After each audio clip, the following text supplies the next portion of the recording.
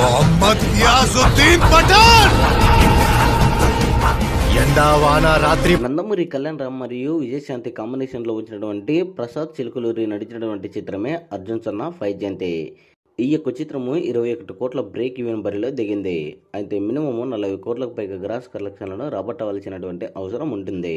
అయితే ఈ యొక్క చిత్రము పాజిటివ్ టాక్ రావడంతో బాక్సాఫీస్ దగ్గర మంచి రిజల్ట్ని సొంతం చేసుకుంటుంది అని అనుకున్నటువంటి సందర్భంలో మొదటి రోజు ఆశించినటువంటి స్థాయిలో కాకుండా మినిమం కేవలం 5 కోట్లకు పైగా గ్రాస్ కలెక్షన్లను మాత్రమే రాబట్టింది.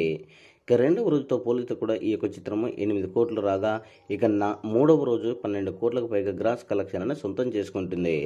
అంటే మొదటి 3 రోజులు వచ్చిన కలెక్షన్లో అఫీషియల్గా పోస్టర్ కూడా మేకర్స్ రిలీజ్ చేశారు. 13 కోట్లకు పైగా గ్రాస్ కలెక్షన్లను సాధించింది.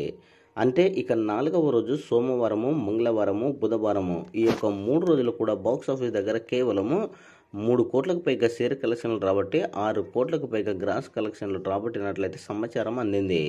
అంటే ఈ యొక్క చిత్రము 6 రోజులు కంప్లీట్ అయ్యేసరికి బాక్స్ ఆఫీస్ దగ్గర కలెక్షన్లు మనం అబ్జర్వ్ చేసే మటుకు మినిమం 17 కోట్లకు పైగా గ్రాస్ కలెక్షన్ సాధించింది అనేది మనము స్పష్టంగా అబ్జర్వ్ చేసుకోవచ్చు.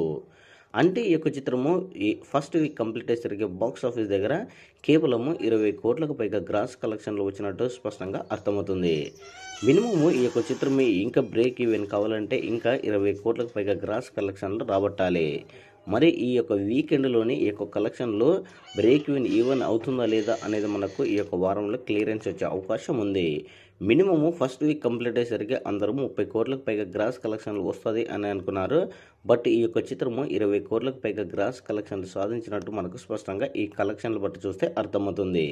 మరి ఈ యొక్క గురువారం నుంచి ఈ యొక్క చిత్రము మరియు వీకెండ్ కావడంతో ఏమన్నా కలెక్షన్లు పుంజుకుంటే మటుకు డెఫినెట్లీగా ఈ యొక్క 5 రోజులలో బ్రేక్ ఈవెన్ అయ్యే అవకాశం ఉంటుంది అనేది మనము స్పష్టంగా అబ్జర్వ్ చేసుకోవచ్చు. అర్జున్ సన్నా వైజయంతి ఫస్ట్ వీక్ కలెక్షన్లపై మీ యొక్క అభిప్రాయాన్ని కామెంట్ సెక్షన్ కూడా తెలియజేయండి.